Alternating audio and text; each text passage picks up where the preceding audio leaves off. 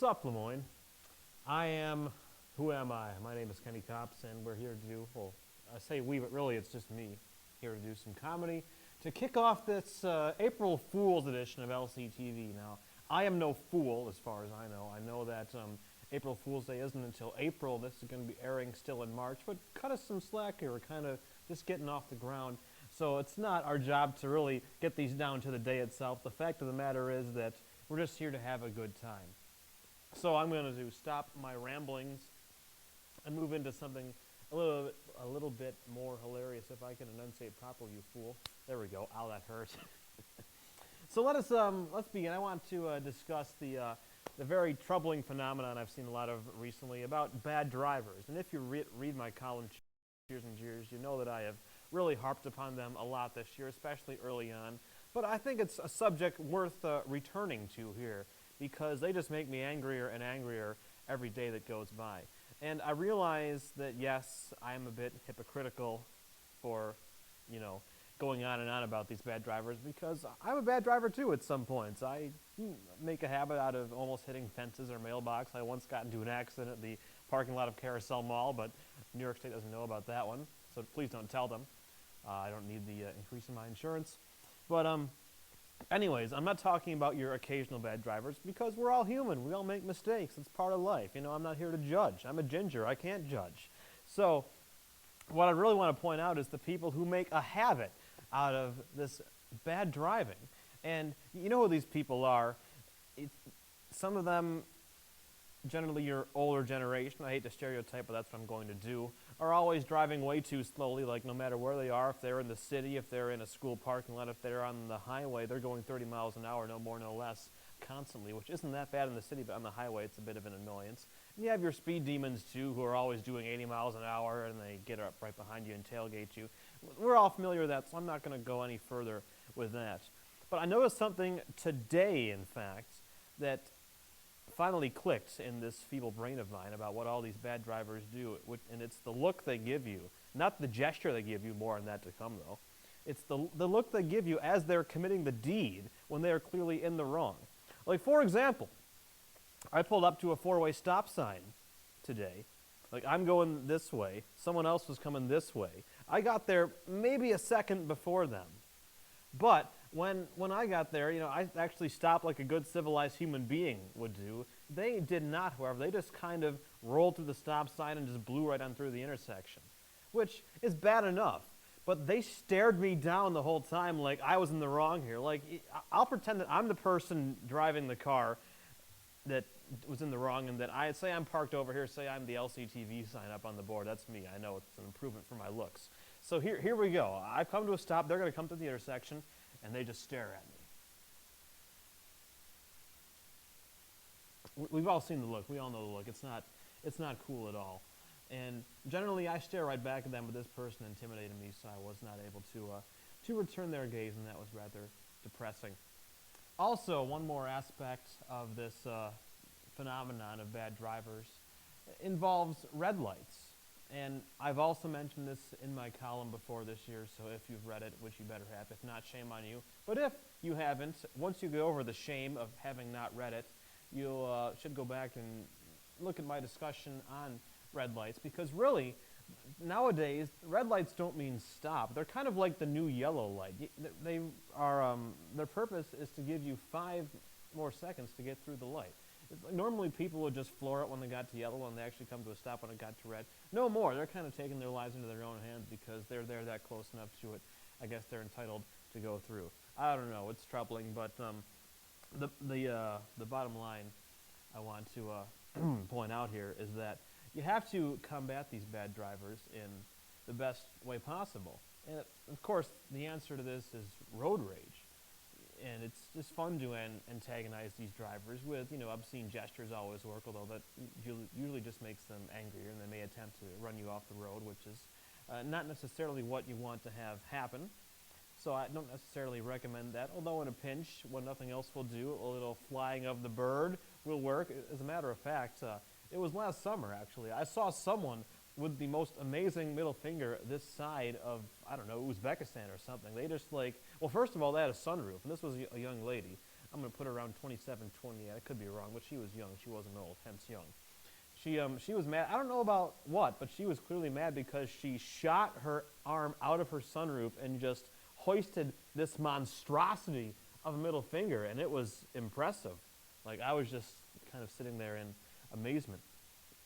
All right, moving on now to something that we as collegiates will notice more than other people because we are on campus every day around 1,500, 2,000 other people of similar ages to us, and I'm a very observant person, I would like to think.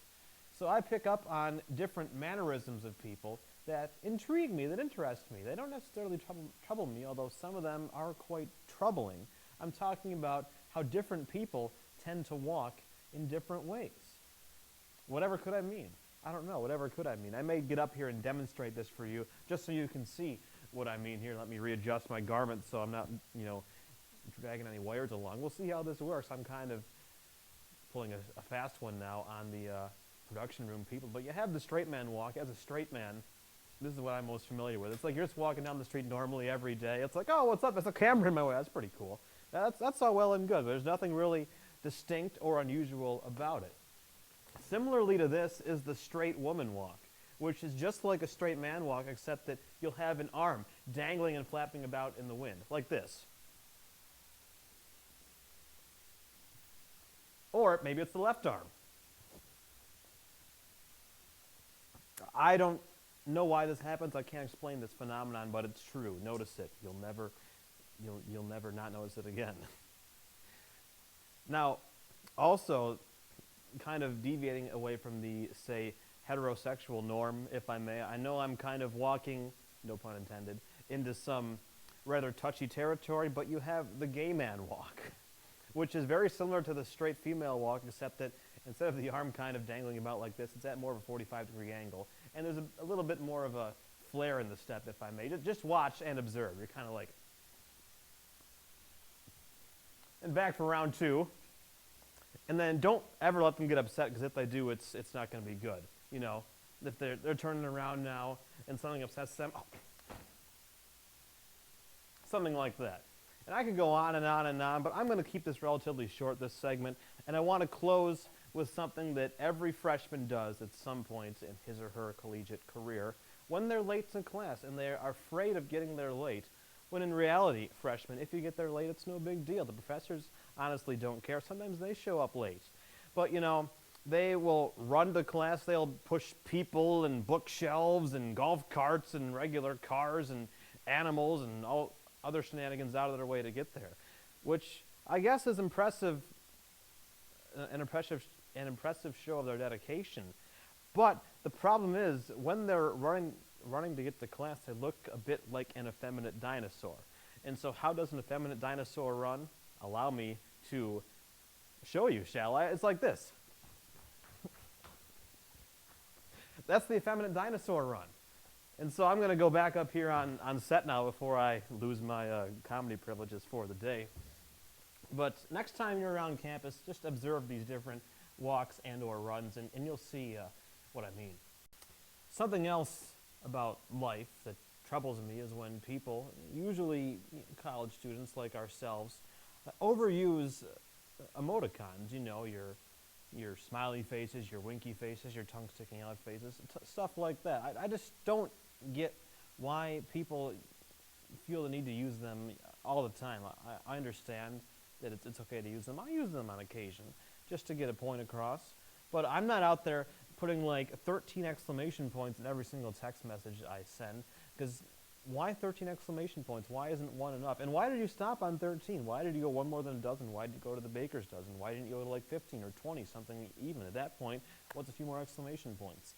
I don't understand the psychology here of the extra exclamation points. And the same holds true for stuff like question marks.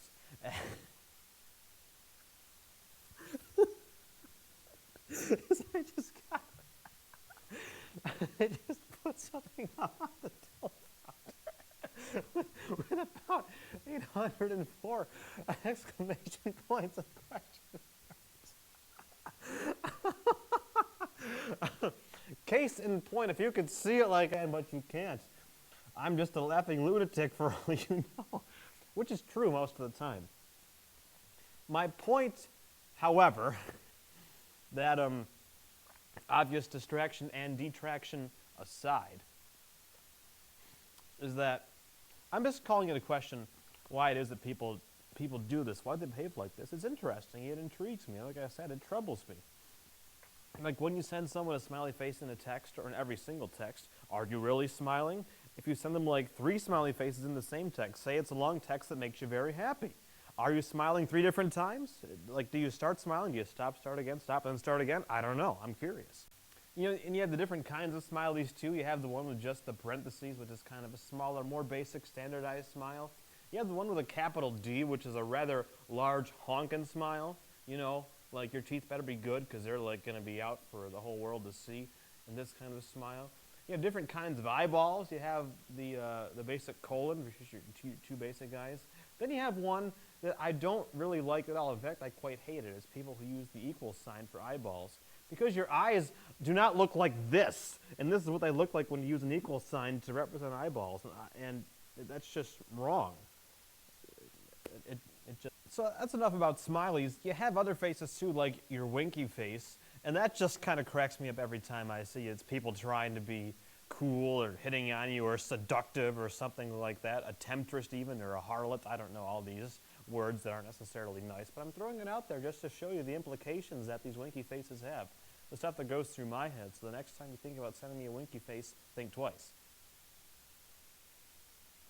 And then, of course, you have your tongue sticking out face. Like, honestly, people, are we really sticking our tongues out when we're sending texts? Like, we're sitting here on our phones. Excuse me while I whip my phone out here out of my pants. There we go.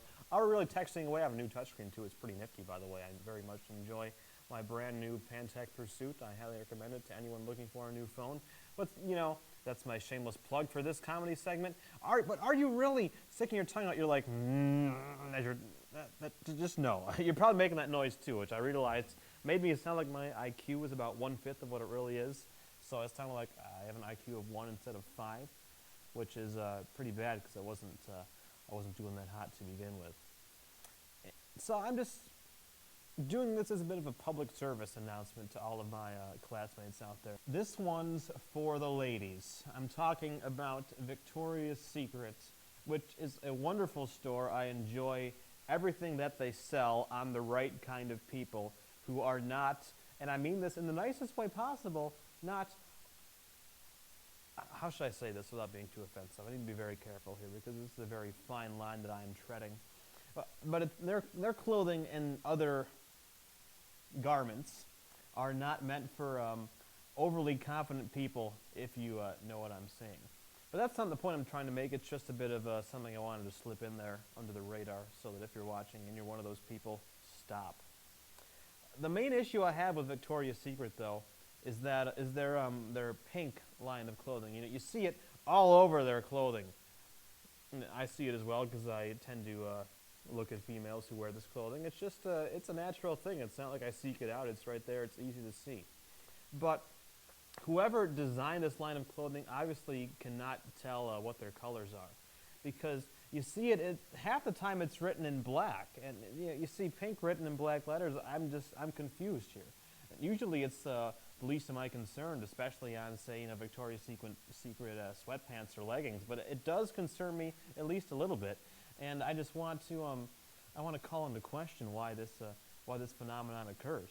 Like, if your clothing line is pink, shouldn't it all say pink in pink letters? Or if we want to change it to black or change it to white, I don't know. I realize it sounds very racist to me, and that's not my intention, but it is coming across that way, and it's probably quite funny. Notice I'm not laughing, but I'm sure you are, because I don't laugh at my own jokes. I'm not that funny. In fact, I'm quite a serious person.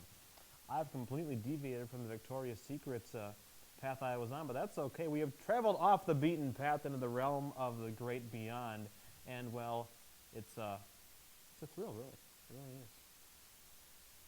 Or something like that. I'm on the camera now, aren't I? I want to keep looking over here. You know, so you can profile this beautiful left side of my face, which is just so fair, so fine, oh, so smooth, too. I shaved this morning. And I want to conclude my discussion of comedy. It's one-person discussion, so it's not really a discussion, but it is comedy, or so I hope. If not, why you're still watching. Let's talk about some bodily smells, namely ones that can be masked by deodorant. I realize I got off to a bit of a rough start there, so I'm going to try to make amends for it right now. But you see, some people, and maybe even some people in the room, I'm not making any implications or insinuations. I'm just saying this for the sake of argument and the sake of argument only. Choose, for whatever reason, and again, I'm not here to judge, but they choose willingly, of their own free will, to not wear deodorant. I know some people who take this path in life, and I don't approve. You see, because there's this thing, it's not an invention, it's a thing. It's called body odor, and it's quite hideous. It's like, no words can do it justice. It's just plain foul, I don't know. And some people think that trying to mask that by not wearing deodorant, but spraying themselves, dousing themselves, even jumping in a vat of Axe body spray, for example, or other such similar things, will hide their body odor. Well, they are wrong, because while that does smell good, the body spray, although it doesn't taste good when you put too much on, but it does smell good, it does not mask the body odor stench. Instead, the two kind of mingle and form this horrendous conglomeration of like, it's stench over here, but good over here. You can't make up your mind. It's terrible. You just want to throw up, preferably on them. Of course, that'll make them smell even worse, unless you are throwing up something delicious, or something that at least smells delicious. I don't know why you're throwing it up if it's delicious. But anyways, that's besides the point. Now, on the other side of the equation, you can take this too far, actually, with your deodorant and good smells as such. And I present for you an example as your, the Hollister store. You're at the mall and you can smell it from like half a mile away when you're inside there. Just the fumes come wafting towards you. And as you get closer, you can start to taste it. And again, it doesn't taste good at all. It's very rather nauseating, and I don't know how people work there. Maybe you work up an immunity to it. Maybe you're someone who can't smell. If so, good for you. You got a job opportunity there. So I'm just looking for a happy medium. I'm trying to do a favor to all of my peers here. All the young men out there, all the single young men like myself, who are trying to get themselves a nice lady. At least wear some deodorant to increase your chances. Don't be like, I'm not going to say that because he might watch it, so I can't make that joke about my roommate. But, oh, there we go. That one slipped. All right, I think I'm done now with this segment of our program. Again, Kenny Copser, hope you enjoyed it. If not, don't tell anyone. Don't ruin my reputation. Oh, it's already ruined, so I don't care. Go right ahead. Time for some pranks. We'll see you next week. I'm out. Peace.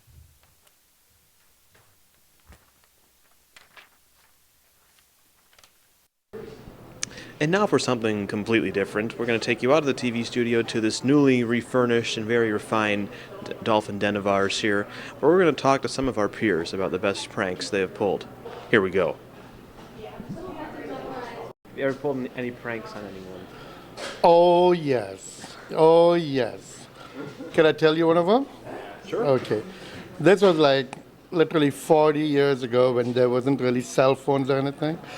I can't say this because I can see you kids doing it. No, scratch this. I'm not saying this. I'll have to come up with something new. I did pretend like I was working at the train station.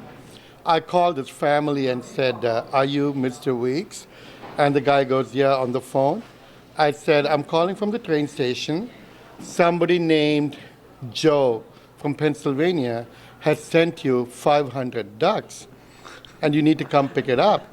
And he's like, what do you mean 500 ducks? I said, sir, do you understand what ducks are? I said, I'm working here, my shift is ending, I need to leave, so would you please come pick up the ducks? He goes, what am I going to do with the ducks? I'm like, that's your problem, sir, but I said, just so you know, if you don't come pick it up at 12 tonight, I might have to charge you $1 a duck a day. So he goes, oh, that's $500. I'm like, oh, good, you can add math. You're really good at math. So you know how much it's going to be. But he said, I don't have a place. I'm like, sir, I'm sick of the cat, the ducks quack, isn't it? Yeah. And all the noise. they don't go. Aflac. Ducks don't go moo. They go quack, quack. So I said, you need to come pick it up. So he was like, I don't know where to do. I don't know what to do. I don't know where I'm going to put the ducks. I said, that's your personal problem. So I said, you're adding money as you keep on talking to me. Then I told him like 3 minutes later. I said, I'm joking. He said, I am going to kill you. So that's one of the pranks I used to pull a lot on people. And with April Fool's coming, I have a couple planned. I can't say it right now because it'll be in public. I have a couple of things planned. A good one. I have a couple of people to get them. Yeah. I studied abroad last spring, and we each had our own phone in our room, and I had all my friends like 4-digit code to dial their rooms. So one night I was really bored, and my first friend, she had a messy flat, so I called her and told her that she was getting fined 50 pounds for not cleaning her flat, and she was not happy about that. The second friend, I called and told her she was getting deported. I can do really like good accents, so they really did believe me. The third friend, I called her and asked her for her social security number and like all of her personal information because she thought she was getting a refund, and she gave it to me. And the fourth friend, I think I don't even remember what I did. But my house is prank central. I live with 3 girls and 2 guys. And one day, one of the boys was being really annoying, and he was taking a shower. So we decided to lock the doors in the bathroom, turn off the lights, and just throw a lot of water on him. And he was not too happy about that. And in his appeal, he decided to take, like, you know those popping things that you throw on the ground and they make noises? He put them under the toilet seat. So I went to the bathroom, and I thought I like broke or was gonna blow up from sitting on it. But the other night at 4 a.m., they decided when they were drunk that they could wake me up, and they proceeded to throw snowballs at my window, even though there really was no snow on the ground. And it broke my window and it got me wet in the face because I sleep right next to the window. So yeah. It's an ongoing struggle in my house with the prank wars. It really is. It's tragedy.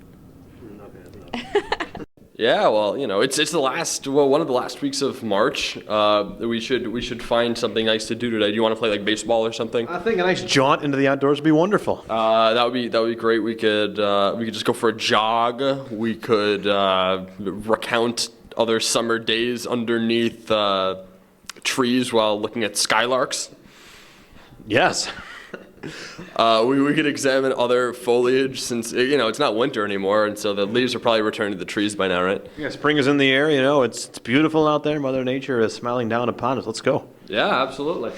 Oh my God. Well, that's not right.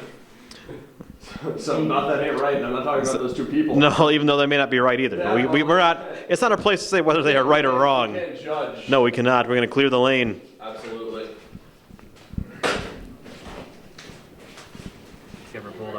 The funniest prank was pulled on me was when my son took my car without my permission and told me the repo guy came and got it.